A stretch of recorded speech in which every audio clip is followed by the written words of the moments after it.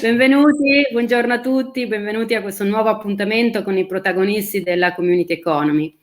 Oggi abbiamo il piacere di avere qui con noi Michele Aggiato, Head of Community di Forwork, l'azienda che in Italia è conosciuta soprattutto attraverso i suoi prodotti che sono il bimbi e il folletto. Grazie Michele, grazie di essere qui con noi oggi.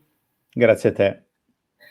Mi presento velocemente per chi non mi conosce, sono Marta Mainieri, autrice del libro Community Economy, pubblicato da Egea lo scorso ottobre, e fondatrice di Collaboriamo, che è un'organizzazione che si occupa di diffondere, fare consulenza, formazione e anche ricerca sul platform e sul community design. Curiamo questa rubrica ormai da qualche mese, che incontra ogni 2 mercoledì per 15 minuti i protagonisti della Community Economy, cioè di quell'economia composta da aziende, organizzazioni, istituzioni che pongono al centro della loro strategia di business la community. Oggi qui con noi c'è, come dicevo, Michele Aggiato, che è Head of Community di Forwork, che è un'azienda multinazionale tedesca, presente, se non sbaglio, in più di 70 paesi, e che è conosciuto in tutto il mondo soprattutto per il suo robot da cucina, che viene chiamato Thermomix in tutto il resto del mondo, ma che noi in Italia conosciamo bene come i bimbi. Michele, a noi, ecco, partiamo subito un po' con la prima domanda e vorrei un po' parlare con te, insomma, del modello di business di Forwork, che è principalmente basato sulla vendita diretta, no? Quindi anche proprio sul modello relazionale molto, molto forte. Questo modello ha facilitato la creazione di community oppure no? E in che modo nel caso? Il modello ha assolutamente facilitato la creazione di una community, soprattutto come ben sapete, vendita diretta si basa su una rete di incaricati o incaricate. Diciamo che nel caso di bimbi parliamo di incaricate, visto che la stramaggioranza delle nostre incaricate sono donne. E quindi questa rete di vendita ovviamente in sé già rappresenta una community.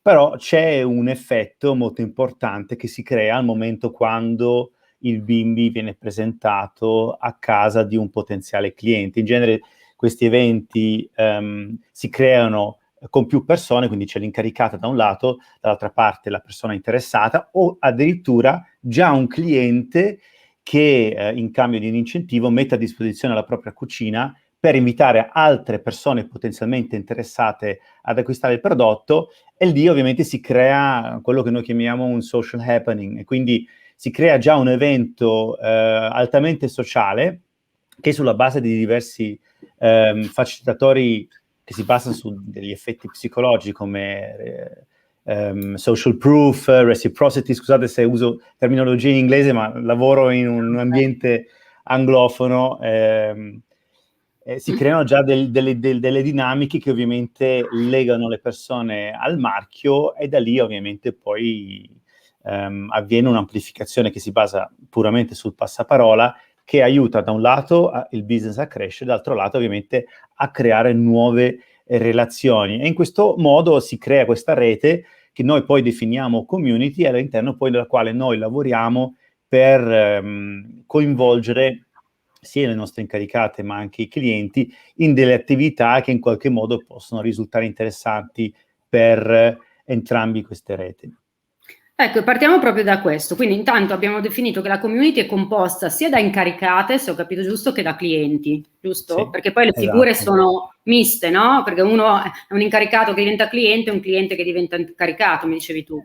Assolutamente sì, questa è la cosa affascinante che ovviamente aiuta ancora maggiormente la creazione di questa rete, perché un cliente ad esempio può decidere di guadagnarsi il bimbi raccomandando il prodotto ad altre persone all'interno della sua propria rete, e quindi in questo caso diventa un'incaricata oppure anche un incaricato. E poi c'è gente ovviamente che a quel punto lì si innamora del prodotto, si innamora dell'attività come incaricati, e lo svolge oltre, diciamo, questa fase di passaparola. Altri invece tornano per modo di dire, a essere clienti, però diciamo che la relazione con il marchio e le persone coinvolte nella brand experience già si è costituita, e quindi diventa un'attività naturale di continuare a seguire questa relazione.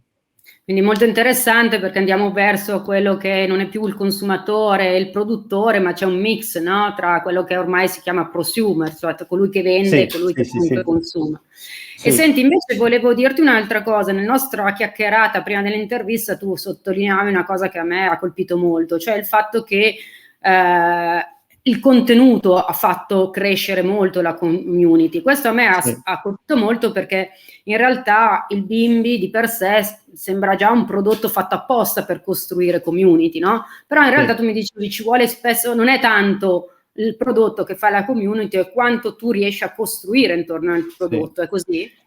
Sì, assolutamente, perché se vogliamo guardare al prodotto in sé, non è niente che un accumulo di fili, di plastica, di ferro, ferragli, eccetera. Cioè, è un oggetto, non è una cosa vivente. Però attraverso il contenuto, e qui in questo caso parliamo ovviamente di ricette, parliamo di contenuti che si relazionano al tema ricette, sono ricette che trasformano il bimbi, quindi questo robot da cucina, in un'esperienza. E proprio sulla base delle ricette abbiamo scoperto che molte delle passioni, sia dalle incaricate, ma soprattutto da parte dei clienti, riusciamo a far leva, perché un'analisi che abbiamo condotto nel 2006, abbiamo scoperto che le conversazioni relative al cucinare col bimbi, quindi anche le ricette, si stavano diffondendo su quasi la maggioranza delle piattaforme che in qualche modo hanno a che fare con queste tematiche, no? La cucina, il mangiare, eccetera. E quindi abbiamo fatto bene a creare una piattaforma che potesse poi diventare un luogo di incontro relativo al cucinare col bimbi, ma soprattutto alle ricette. Quindi da un lato avevamo tutte queste persone appassionate nel creare le loro proprie ricette col bimbi, un luogo dove pubblicarle, e poi la stragrande maggioranza di persone che invece sono in cerca di ricette e quindi usufruiscono di questo valore che la community crea. E qui ovviamente si è creato tutto, la piattaforma, la motivazione, il contenuto, e si crea una community anche disponibile online. Che funziona. Senti, tu mi dicevi anche che a questo, diciamo, contenuto un po' corrisponde anche un valore economico, nel senso che comunque la community ha prodotto, anche ha permesso di risparmiare all'azienda, è così? Sì. Sì, beh, diciamo che il risparmio è sempre un dato di fatto quando si parla del Mm. community, nel senso che tantissimi marchi scoprono il potere della community dal punto di vista del customer care, per esempio, no? Il cliente che aiuta altri clienti, e scoprendo persone che sono particolarmente motivati a sviluppare una competenza di un prodotto, sono in grado di aiutare altri clienti, e questo ovviamente ha degli effetti benefici in termini di call deflection, risparmio sui costi. Nel nostro caso ovviamente non è soltanto un risparmio in questo senso, perché l'azienda comunque già a partire dagli anni 70, la Forwerk, ha sviluppato ricette per dare ai propri clienti la possibilità di poi usare il bimbi e quindi di scoprire i vantaggi che il prodotto ha da offrire. Poi da un momento che poi abbiamo scoperto che i clienti sono interessati a sviluppare le proprie ricette, quello che è successo è che un'attività che non saremmo stati in grado di coprire semplicemente per la sua complessità. Se tu guardi oggi quanti interessi esistono nel campo dell'alimentazione, cioè guarda i vegani, no? Non è che solo vegano, ma poi c'è il vegano tipo A, il vegano tipo B, il vegano tipo C. E con i clienti ovviamente questo ci ha messo nella posizione di poter rispondere a questi bisogni, perché semplicemente le persone, creando contenuti, hanno creato quella pertinenza che noi da soli non saremmo stati in grado di creare. Se vogliamo fare una misurazione in termini di economia, ovviamente possiamo dire che per sviluppare una ricetta Forwerk investe sui, non lo so, dipende da tanti fattori, ma diciamo una cifra, circa 1000 euro per una ricetta, giusto? Perché non c'è dentro soltanto lo sviluppo, ma c'è anche poi il fotografo, la messa in scena, eccetera, eccetera. La parte grafica, eccetera. Quindi partendo dal presupposto che, posso dirvi che nel 2016 abbiamo superato la quota di 180.000 ricette create dagli utenti su ricettariobimbi.it insieme a tutte le altre piattaforme community, che abbiamo, per esempio in Germania si chiama Rezeptwelt, in Francia Espace Recette, eccetera, ma avendo questo numero di 180.000 ricette ovviamente ti fa capire di che tipo di valore parliamo. Ovviamente è un valore, noi lo chiamiamo intangible asset, nel senso che sì, puoi misurarlo, però alla fine ha talmente tanti benefici su tutta la brand experience dei nostri clienti, ovviamente anche un acceleratore sul passaparola che puoi È definire riduttivo quantificarlo praticamente. È difficile quantificarlo, sì. Ed è veramente riduttivo, non è solo difficile, ma è riduttivo veramente quantificarlo con un numero. Sì. No? Assolutamente sì. Da un lato è riduttivo, dall'altro lato però sono dei valori che sono importanti poter tirar fuori, soprattutto quando poi si affrontano i vari consigli di amministrazione che devono approvare un budget, e qui parliamo anche di diversi centinaia di migliaia di euro che sono stati investiti. Quindi dall'altro lato c'è ovviamente anche degli investimenti importanti che sono stati fatti sul lato community, quindi non nasce dal nulla questo successo. Quindi quanto è difficile misurare una community?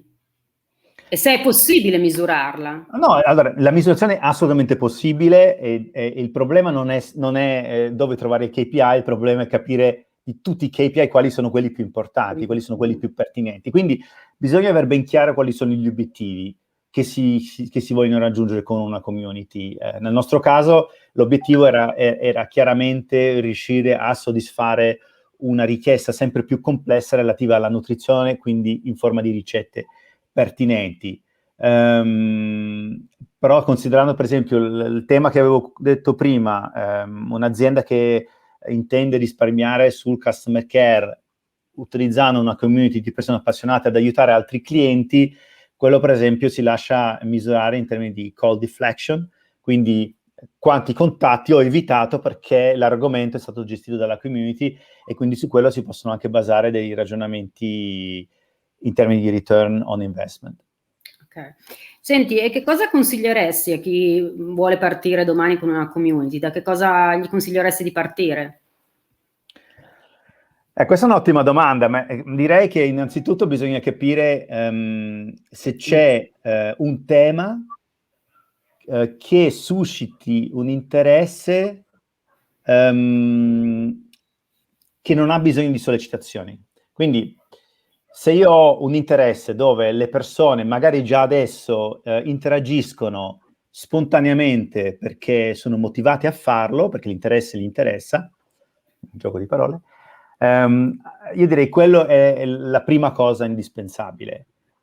Tutto il resto poi lo si può costruire intorno. Molto spesso le aziende l'errore che fanno è che partono con una logica di costruiamo una community, quindi piattaforma, portare traffico sulla piattaforma e incentivare le persone a registrarsi alla piattaforma.